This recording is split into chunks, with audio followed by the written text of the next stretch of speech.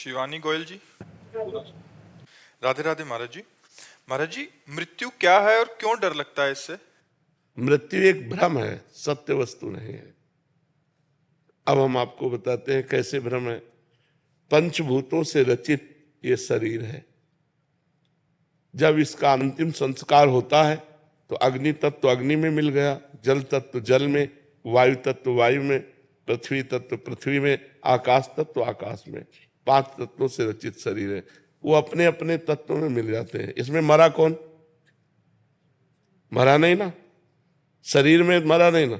और आत्मा अविनाशी चैतन्य घन है, उसको कोई मार सकता नहीं। नैनम छिन्दन्ति शस्त्राणि नैनम दहति पावका न चैनम क्लेदयन्त्यापो न शोष्यति मारुता। अग्नेयास्त्र, वारुणास्त्र, वायवास्त्र, इनके द्वारा आत्मा का कहीं बाल बाका नहीं हो सकता। आत्मा अच्छेद्य है, अक्लेद्य है, अशोष्य है, अदाय है। तो मरा कौन? शरीर पंचभूत में मिल गए, आत्म तत्व अंतर ध्यान हो गया, मरा कोई नहीं। अब हम मरे। अब इसकी मरे की व्याख्या करते हैं। हमने इस शरीर को अपना मान लिया, मैं स्त्री मैं पुरुष, और इसमें नियत समय तक रहना है। 50 वर्ष, 70 वर्ष, 80 वर्ष, 100 वर्ष। इसके बाद हट जाना है इस शरीर से। इस शरीर से हट जाना मरण कहा जाता है, और दूसरे शरीर को प्राप्त करना जन्म कहा जाता है। लेकिन जन्म मरण का अस्तित्व नहीं है, भ्रम है। न मृत्यु है न जन्म है। और जब आप जन्म स्वीकार करते हैं तो मृत्यु भी स्वीकार करनी पड़ेगी। और जब न जन्म है न मृत्यु है, एक भ्रम चल रहा है, इसी भ्रम को मिटा दो। जासु कृपा सब भ्रम मिट जाई, गिरजा सोई कृपालु रघुराई। भगवान के चरणों का आश्रय लेकर भजन के बल से भ्रम मिटा दो, तो जो मैं तत्व है उसमें कभी किसी की दाल नहीं गल सकती, न काल की, न मृत्यु की, न अस्त्र की, न शस्त्र की। तो वो अपने स्वरूप में स्थित। शरीर का राग छूट गया, वो जीवन मुक्त हो गया, मृत्यु विजयी हो गया। मृत्यु ट्रांसफर है। मृत्यु का मतलब है ट्रांसफर।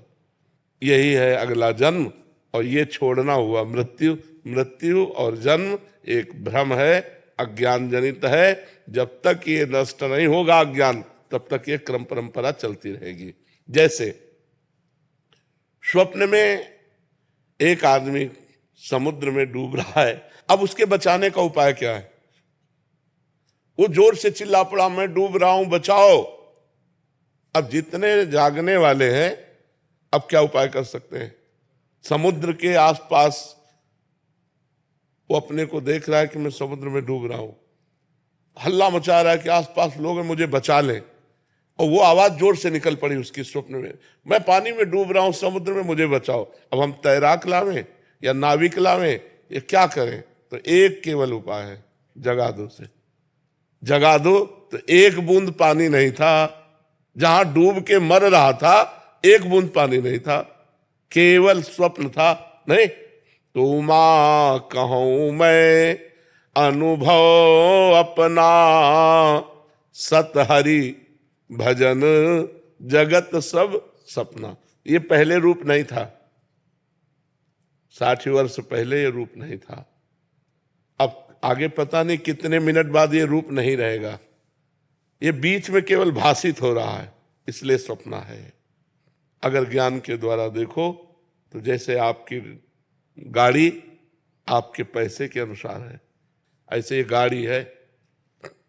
खूब बढ़िया दान पुण्य भजन किए हो तो तेजस्वी स्वरूप और रुपया पैसा खान पान सब दुनिया का वैभव सब सुख एकत्रित है। गाड़ी है ये, तुम थोड़ी हो। आत्मा तो जैसे हमारी वैसी चींटी की, जैसे हमारी वैसी सुअर की, जैसे हमारी वैसी चराचर जीव की। आत्मा तो एक ही है। अनेक शरीर दिखाई दे रहे हैं। जैसे सूर्य एक है और घड़े करोड़ों रखे हों तो करोड़ सूर्य भासते हैं, है नहीं, सूर्य तो एक है। ऐसे ही परमात्मा जिसे आत्मा कहते हैं वो एक है, ये करोड़ों घड़े हैं। हम श्री जी के अंश है महाराज जी। हाँ बच्चा, या जैसे कि हम श्री जी के अंश है, तो हम क्या श्री जी? अभी तुम शरीर धरा से बोल रहे हो, इसलिए समझ नहीं पाओगे कि तुम अंश हो। तुम बात जो कर रहे हो वो सुनी हुई बात कर रहे हो और शरीर धरा से बात कर रहे हो।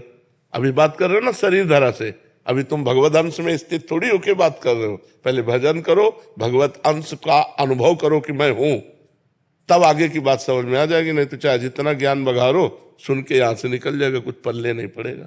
नाम जप करो खूब, माता पिता के चरण छुओ, बड़े बुजुर्गों की सेवा करो, खूब पढ़ाई करो, अच्छे से धन कमा करके परिवार की सेवा करो, बुद्धि शुद्ध हो जाएगी, आगे की बात समझ में आ जाएगी। बाप पंडित होता है तो बेटा भी पंडित ही होता है।